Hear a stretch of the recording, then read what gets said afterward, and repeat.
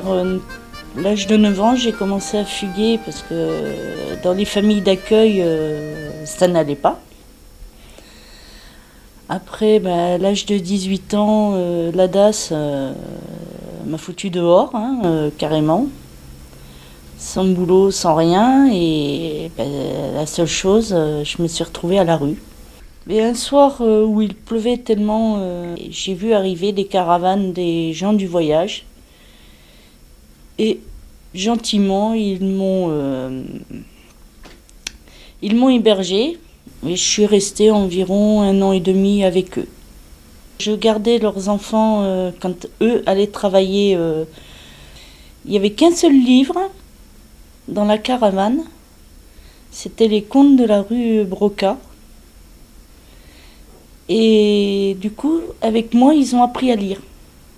Quand on vit dans la rue, le plus dur, c'est le regard des autres et la parole surtout. Ça tue quelqu'un. Ce qui m'a permis de me sortir un peu de mon isolement total. Et un jour, il y a une personne qui m'a inscrite à un atelier d'écriture. Je voulais pas y aller parce que j'avais peur de rencontrer d'autres personnes. Cet atelier d'écriture m'a vraiment sauvé la vie. Ça me permet de me libérer de mes angoisses, de mes peurs. Je me sens libre.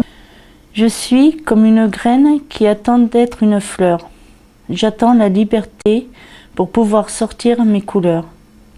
J'ai connu le mouvement TD Quart-Monde la veille d'un 17 octobre par une assistante sociale qui connaît le mouvement et qui m'a proposé d'aller témoigner un petit bout de ma vie. Vous êtes les seuls qui m'avaient pris au sérieux. Les 4 premières réunions, j'ai pataugé. C'est un mouvement qui ne distribue pas de nourriture, qui ne distribue pas d'argent. Et c'est un peu ça que je recherchais dans ma vie. J'ai été faire à Paris la préparation du 17 octobre. Et c'est là que j'ai pris un peu l'ampleur de dire je suis plus toute seule à vivre la misère. J'ai participé à une formation avec des personnes qui ont vécu comme moi la misère, donc on se dit militantes, et des travailleurs sociaux. Ça n'a pas toujours été facile de faire comprendre notre langage. Pour moi, ça m'a permis de relever encore plus la tête, de ne pas avoir honte, surtout de moi, et de me retrouver dans le groupe de Tarbes, à dire que je vais me battre aux côtés des gens qui vivent dans la misère pour les aider à relever la tête et à retrouver leur dignité. Une bibliothèque de rue s'est réouverte sur Tarbes avec les enfants des gens du voyage. Et je me suis proposé, qu'il pleuve, qu'il neige, qu'il vente, on y va toujours. Qu'on ait ou qu'on n'ait pas d'enfants, ils nous voient, on va dire bonjour aux parents. Et je crois que c'est cette durée aussi qui permet que les enfants aient confiance en nous et que nous aussi on ait confiance envers les parents. À l'heure actuelle, on peut dire qu'il y a des enfants qui n'auraient jamais été à l'école et aujourd'hui ils y sont. Je pense que ça fait la fierté des parents et nous on est fiers d'eux aussi, quoi.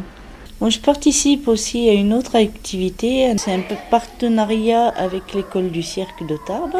Ça permet une rencontre des enfants des gens du voyage avec d'autres enfants du village. C'est super de les voir se mélanger.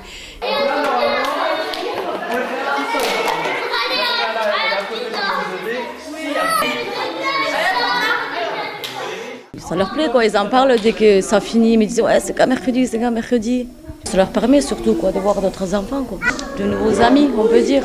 Aujourd'hui, moi, je connais des gens qui vivent encore des difficultés sur un quartier où j'ai habité il y a pas mal d'années maintenant. Je vais toujours les voir ou je leur téléphone,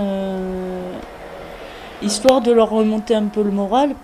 Et ces gens-là, justement, qui ont eu des difficultés, qui ont encore des difficultés, m'ont aidé aussi.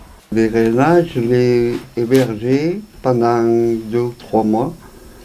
Elle ne savait plus elle avait nulle part où aller.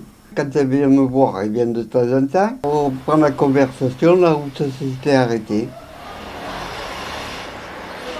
Je vis toujours dans la misère. Hein. C'est pas parce que j'ai un toit sur la tête, les fins de mois sont aussi difficiles. J'ai appris avec ATD à me respecter et respecter les autres. J'ai appris aussi à écouter et à être écouté. Ce qui m'a permis vraiment de lever la tête, d'aller voir les assistantes sociales sans avoir peur d'y aller et de les regarder surtout droit dans les yeux. Chose que je faisais jamais, je baissais toujours la tête. De faire surtout partie du groupe, ça me donne la force d'avancer, de réfléchir, et c'est un combat de tous les jours qu'on mène. Moi dans mon propre milieu, les autres dans leur propre milieu, puisqu'ils sont plus à l'aise avec ces personnes-là.